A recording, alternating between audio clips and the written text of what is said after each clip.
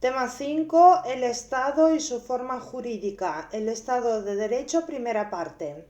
Apartado 1. Las tres concepciones jurídico-políticas básicas: inglesa, francesa y alemana. Resulta fundamental distinguir tres tipos de concepciones sobre la relación entre la ley, los poderes del Estado y los derechos subjetivos, las cuales son la clave de casi todas las diferencias. Su importancia radica en que si la constitución de un Estado, sea o no una constitución escrita, presenta una forma jurídica, no deja de tener además un profundo sentido político, y una y otra se condicionan mutuamente y son tributarios de las peculiaridades de cada modelo social. Los modelos son los siguientes. El anglosajón arranca con Locke en el siglo XVII, es el más antiguo y se contrapone al sistema continental.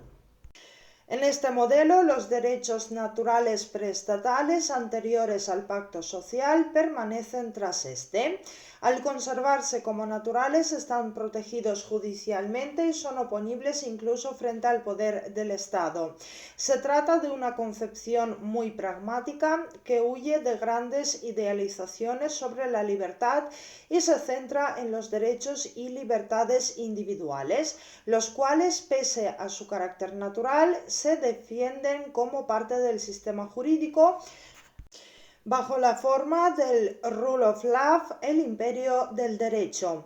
El juez es quien proclama y actualiza continuamente los derechos mediante su tarea jurisprudencial. Por eso, el poder fundamental en este modelo es el judicial. Se trata de una visión profundamente jurídica e individualista. El modelo francés, inspirado en Rousseau en la segunda mitad del siglo XVIII, parte de los derechos naturales, pero estos no permanecen como tales tras el contrato social, sino que quedan sometidos a la voluntad general de la nación. Aquí no se habla de las libertades, sino de libertad, porque la libertad auténtica es la del cuerpo político que cuando actúa no solo lo hace unitariamente, sino que no conoce instancia superior a su voluntad ni por tanto puede ser juzgado desde fuera de sí mismo, pues no está sujeto a límite alguno. El poder esencial, el único, es el legislativo. Rousseau sostiene que la soberanía reside en dicho poder y que cualquier intento de delegarla, compartirla o enajenarla equivale a destruirla. Se trata de una visión político-estatalista. Y 3. El modelo germano toma carta de naturaleza en la segunda mitad del siglo XIX y sus derechos públicos subjetivos, el antecedente de los derechos fundamentales. En el modelo germánico, el poder esencial es el poder del Estado. No hay propiamente división de poderes, sino que legislativo, ejecutivo y judicial son simples manifestaciones funcionales de un único poder, el estatal, que no puede ser fragmentado. Los derechos fundamentales no son naturales, sino que constituyen una emanación del poder del Estado cuando éste se juridifica. Esto es autolimitación del Estado. La germana es una visión jurídico-estatalista que identifica al Estado con su aparato jurídico-administrativo y pretende vaciarlo de contenido político. Algunas de esas tendencias persisten en lo que se refiere al control de constitucionalidad. Los estadounidenses tienen un control de tipo difuso por los tribunales ordinarios que se desarrolla dentro de cada caso concreto. Los franceses y alemanes tienen tribunales constitucionales, pero los franceses lo han conseguido en su forma actual muy recientemente, porque siempre temieron al gobierno de los jueces. En cuanto a los alemanes, su tribunal constitucional, posterior a la Segunda Guerra Mundial, es ajeno a toda referencia autoritaria. Sin embargo, como productos de la modernidad, esas concepciones tan diferentes de los derechos tienen en común su oposición a la visión aristotélico-tomista, que entendía lo social político como el resultado de una tendencia natural y que por tanto sostiene que lo individual es indisociable de lo común. En estas tres formas, lo social político se construye del modo contrario, desde la voluntad del sujeto real o ficticio. Sujeto individual en sentido propio en la doctrina inglesa, sujeto moral o colectivo en la francesa revolucionaria y sujeto como persona jurídica estatal en la alemana. Como vemos, el sujeto y su derecho subjetivo son previos a lo jurídico y lo constituyen. La juridicidad no se entiende desde una categoría como la relación, sino que se establece abstractamente y a priori. Apartado 2. El Estado de Derecho como concepto jurídico-político, el Estado legislativo de derecho y su control de legalidad. Durante el siglo XIX y casi la primera mitad del siglo XX, el modelo del Estado liberal en cuanto a su forma jurídica es el denominado Estado legislativo de derecho. Esta denominación se debe a que es un Estado de derecho en el sentido de que el poder se somete a las formas jurídicas bajo el denominador común de la separación de poderes. Pero además es un Estado legislativo de derecho, pues debido a que nació durante la época de predominio del positivismo normativo, la forma predominante de lo jurídico durante ese periodo es la ley. Por tal, entendemos un producto del Parlamento de carácter general y abstracto que es expresión de la voluntad general. La ley es la clave de la bóveda del sistema jurídico, dado que vincula al fundamento político de la legitimidad del Estado la voluntad de la mayoría con las normas que han de darle forma y articularla técnicamente. Nada es más característico de esta relevancia que el Código Civil francés de 1804, el célebre Código Napoleón, que traduce los derechos liberales al ámbito del derecho privado. Pero los franceses fueron autores durante el siglo XIX y sobre todo en el XX de una multitud de leyes administrativas, ya que su proceso codificador se extendió al ámbito del derecho público. Esta relevancia de la ley persiste en nuestros días, pero el problema no está en la propia ley, sino en su relación con la Constitución. Las constituciones en la forma liberal inicial de Estado legislativo de derecho, dado el modelo positivista en el que se enmarcaban, vinculan tan solo en lo relativo al aspecto formal del poder, al quién y al cómo de las decisiones. No determinaban la carga valorativa de las leyes ni las ordenaban a la consecución de determinados fines sociales.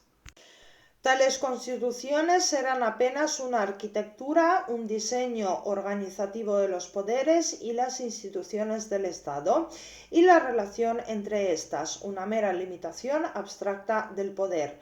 Por tanto, al ser meras normas sobre normas, esas constituciones carecían de poder normativo directo. Eran aplicadas únicamente a través de las leyes que las desarrollaban. Desde el punto de vista de la jerarquía normativa no cabía distinción entre constitución y ley, no existe diferencias entre poder constituyente y legislativo porque ambos eran excepciones del mismo y único poder soberano. Tampoco poseían las constituciones procedimiento especial de reforma ni una protección jurisdiccional específica y cualificada. En suma, en el Estado legislativo de derecho el papel preeminente corresponde al legislador, ya que tal modelo se define precisamente por el gobierno de las leyes. Esta primacía de la ley se percibe especialmente bien en los tipos de control de la legalidad producidos por el Estado legislativo, que existieron ya desde el comienzo de la Revolución Francesa, con el fin de controlar la aplicación de las leyes por parte de jueces y tribunales. El primer sistema de control típicamente revolucionario fue el referé legislatif creado por la Asamblea Nacional Francesa tras la Revolución de 1789 y que persiste hasta el siglo XIX. Se trataba de un órgano parlamentario de control judicial que perseguía poner a salvo las leyes de la República frente a su posible interpretación tendenciosa por parte de los jueces. Esta institución, junto con el órgano jurisdiccional específico, el Tribunal de Casación, igualmente vinculado al legislativo, tenían poco que ver con la actual casación civil, destinada a vigilar la unidad jurisprudencial. Se trataba de órganos a mitad de camino entre un Tribunal Supremo y un Tribunal Constitucional, cuyo fin era mantener el sentido último del ordenamiento jurídico revolucionario y defender la Constitución del único modo en que era concebible hacerlo en el modelo prístino del Estado legislativo, preservando la ley a través de órganos vinculados al legislativo, que era el auténtico poder soberano, la fuente de la cual emanaba toda legitimidad de acuerdo con el modelo rousseauiano de la voluntad general. Por tanto, cuando un juez tenía un problema con la aplicación de la ley, debía dirigirse al Parlamento, su autor, para que fuese este mismo quien dirimiese la cuestión. Tales instituciones revelan las peculiaridades de una concepción de la Constitución y, por tanto, de la justicia constitucional, centrada en la ley como forma suprema de lo jurídico y en la cual la Constitución misma no era, como lo es hoy, una norma directamente aplicable, sino una norma relativa a la organización y distribución del poder, de modo que los derechos dimanantes de ella y los conflictos en su interpretación solo podían ser invocados a través de la ley y resueltos por el autor de esta, que era el Parlamento.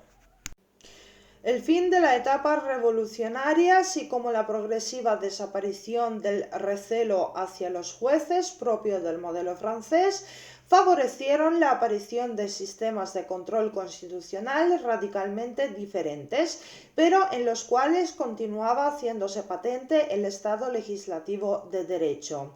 En el célebre Tribunal Constitucional, introducido en el sistema continental a través de la Constitución austriaca de 1920 y producto de la concepción positivista de Kelsen, la jurisdicción constitucional se vinculaba a la intervención de un órgano judicial específico.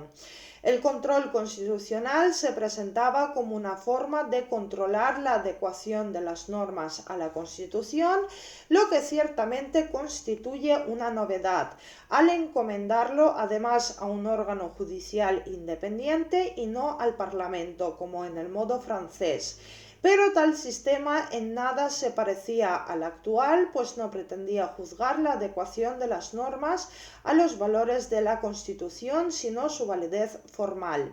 Se trataba de evitar que el guardián de la Constitución fuese un segundo legislador, lo que revela la presencia de una concepción caracterizada por entender el sistema jurídico al modo positivista, vaciado de todo contenido político, valorativo, ético o sociológico.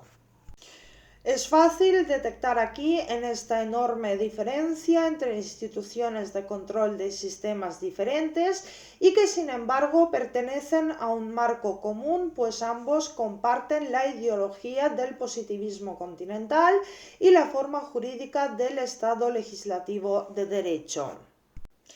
El control de legalidad mediante el Référé legislatif y el Tribunal de Casación es típico del sistema francés y revela la primacía del Parlamento, mientras que el Tribunal Constitucional austriaco se muestra como un producto característico del sistema germano, sin primacía de ningún poder sobre otro y siempre en aras de la comprensión del sistema jurídico como algo coherente y totalmente autónomo respecto a lo político. Apartado 3. El tránsito del Estado legislativo al Estado constitucional de derecho, las constituciones rígidas de la Segunda Posguerra Mundial. Esa crisis de la ley como forma normativa suprema, como manifestación única de la voluntad general a través del Parlamento y fuente privilegiada de derechos se produce en las constituciones de la Segunda Posguerra Mundial. Es entonces cuando se opera el tránsito del Estado legislativo al Estado constitucional. No se trata de un cambio nacido espontáneamente en las mentes de los teóricos, sino operado por las transformaciones transformaciones sociales y políticas y esencialmente por la crisis del positivismo jurídico. Este cambio en las constituciones supone la aparición como claves del sistema y frente a la anterior exclusividad de la ley de los valores superiores, los principios y los derechos fundamentales. Todo ello se resume en la primacía de la Constitución sobre la ley, pero no entendida como una mera formalidad, sino que la Constitución puede prevalecer sobre su propio desarrollo legal en caso de que la ley contravenga contra los principios, los valores superiores o los derechos fundamentales. Los principios constitucionales son criterios que permiten realizar juicios críticos, valoraciones sobre la ley, pero sin dejar de ser ellos mismos parte del ordenamiento jurídico. La existencia de principios del Estado constitucional de derecho plantea la posibilidad de una crítica a la ley realizada desde fuera de la ley, pero no desde fuera del ordenamiento jurídico, ya que los principios pertenecen a él. Esto acaba con la vieja idea de que todo principio que permitiera realizar una crítica a las leyes se hallaba fuera del ordenamiento jurídico. En efecto, en la reducción juspositivista, todo valor, toda norma, todo principio, todo derecho quedaban reducidas a la ley, que constituye la emanación de la voluntad general, y luego no era posible concebir nada situado por encima de ella, salvo su autor, que es el Parlamento. Y en contra, la reducción justnaturalista de lo jurídico a principios extrapositivos hacía posible un juicio crítico sobre la ley, pero realizado desde fuera del ordenamiento. Frente a ambas posiciones, en el llamado derecho por principios es concebible la crítica a la ley desde los valores y principios del propio ordenamiento jurídico.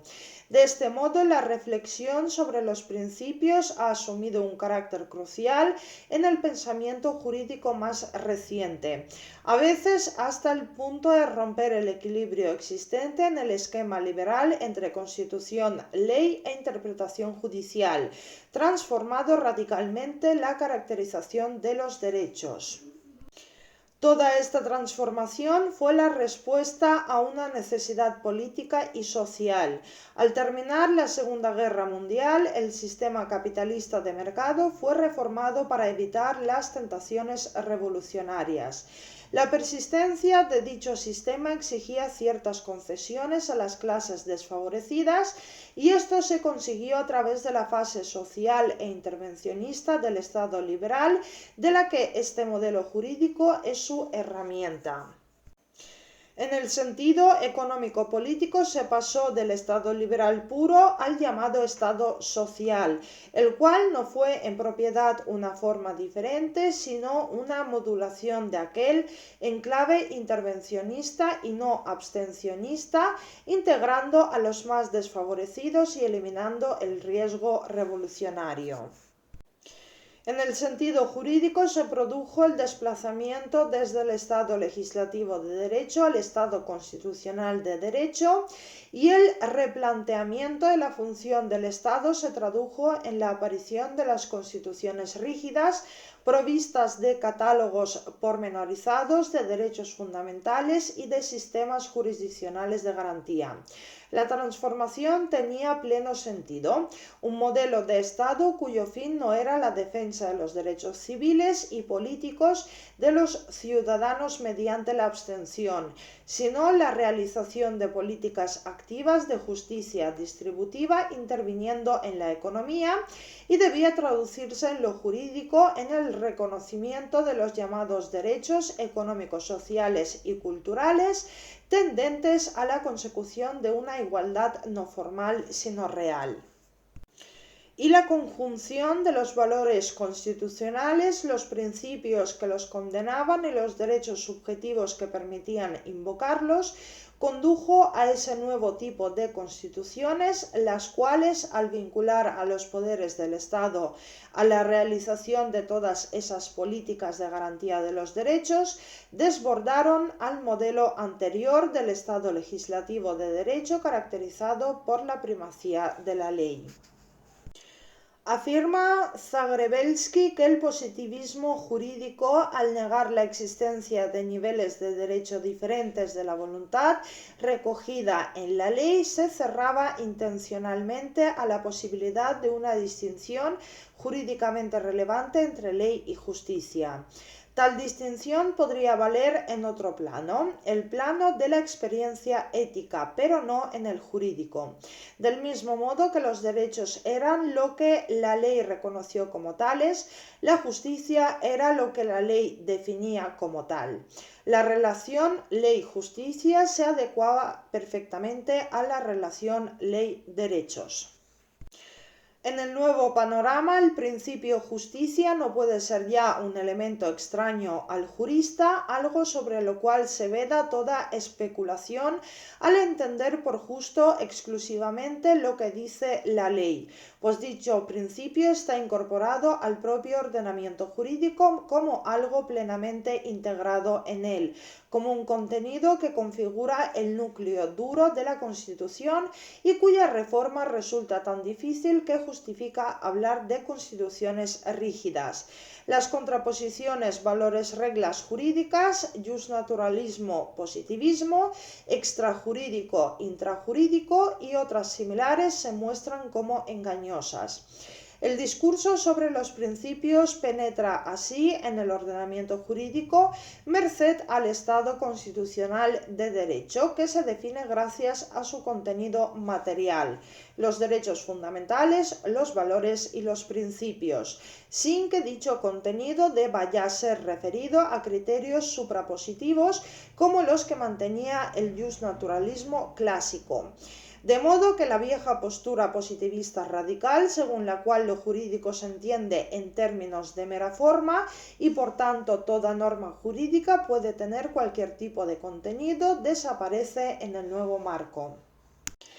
Por referirse a nuestra Constitución y a las denominaciones concretas que acuña, los valores superiores del ordenamiento jurídico y los derechos fundamentales son vínculos materiales a la actuación de todos los poderes del Estado. La rigidez constitucional se muestra así, lejos de ser una simple característica técnico-jurídica referida a la dificultad de los procedimientos de modificación constitucional, como reveladora de un cambio radical de perspectiva en lo tocante a la relación entre normas, principios y valores.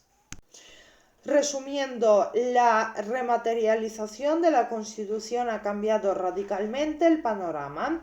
El texto constitucional ha desbordado la condición que tenía en el modelo de Estado legislativo de derecho, el de una mera ley de organización del Estado, la cúspide del sistema de fuentes y la garantía de la separación de poderes. Continúa desempeñando este papel, pues es esencial en un Estado de derecho, pero no resulta suficiente en el nuevo esquema. Por el contrario, en un sistema de constitución rígida, como señala Prieto Sanchís, la Constitución ya no es sólo la norma suprema dirigida a condicionar de forma directa la labor legislativa y aplicable por los jueces únicamente a través del tamiz de la ley, sino que es la norma suprema que pretende proyectarse sobre el conjunto de operadores jurídicos a fin de configurar en su conjunto el orden social. La Constitución se convierte en una norma que puede ser aplicada por los jueces de manera directa, pues los principios que la informan impregnan todo el ordenamiento jurídico.